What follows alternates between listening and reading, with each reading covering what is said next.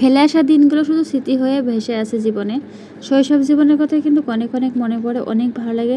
কারণ ওই জীবনটা যদি থাকতো মনে হয় জীবনে অনেক ভালো থাকতো। বড় হয়ে যত সমস্যা, যত ঝামেলা।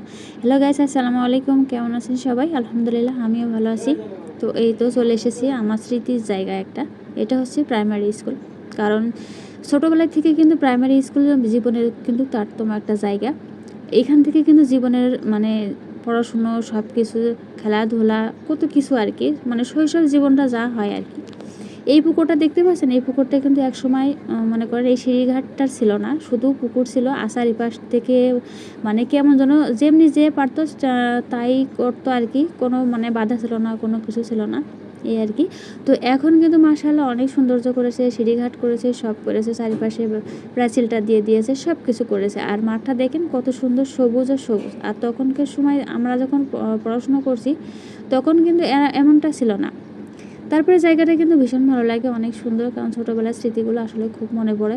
মাঝে মাঝে আমি এখানে আসি, দেখতে অনেক অনেক ভালো লাগে। আর এই যে স্কুল, আমার এই স্কুল মানে এই যে এই রুমে আমরা সবাই পড়াশুনো করতাম, স্কুলটা কিন্তু আছে এখনও পর্যন্ত, কিন্তু আমরা নাই। আসলে স্মৃতিগুলো কেমন যেন মনের ভিতরে বাসা বেঁধে থাকে, খুব ভালো লাগে যখন চিন্তা করি ছোটোবেলায় কেমন দিন কাটছে, কেমন কী অবস্থা, সব কিছু মনে পড়ে।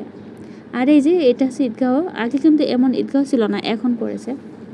তো মাশাআল্লাহ ঈদগাহটা কিন্তু অনেক অনেক সুন্দর করে ডেকোরেশন করা আমাদের ঈদগাহটা, একদম রোডের পাশে। আর এই যে দেখতে পাচ্ছেন কড়াই গাছটা, এই কড়াই গাছটা কিন্তু অনেক আমলের কড়াই গাছটা। আজকে থেকে মনে হয় 100 বছর মনে হয় ওই কড়াই গাছটার বয়স। আমরা কিন্তু ওই কড়াই গাছের নিচে খেলা করতাম অনেক সুন্দর, সবাই মিলে, সব বান্ধবীরা যখন ছোটো ছিলাম সবাই একসাথে খেলা করতাম। এই যে রাবার গাছটা, এটাও কিন্তু আমাদের সময়।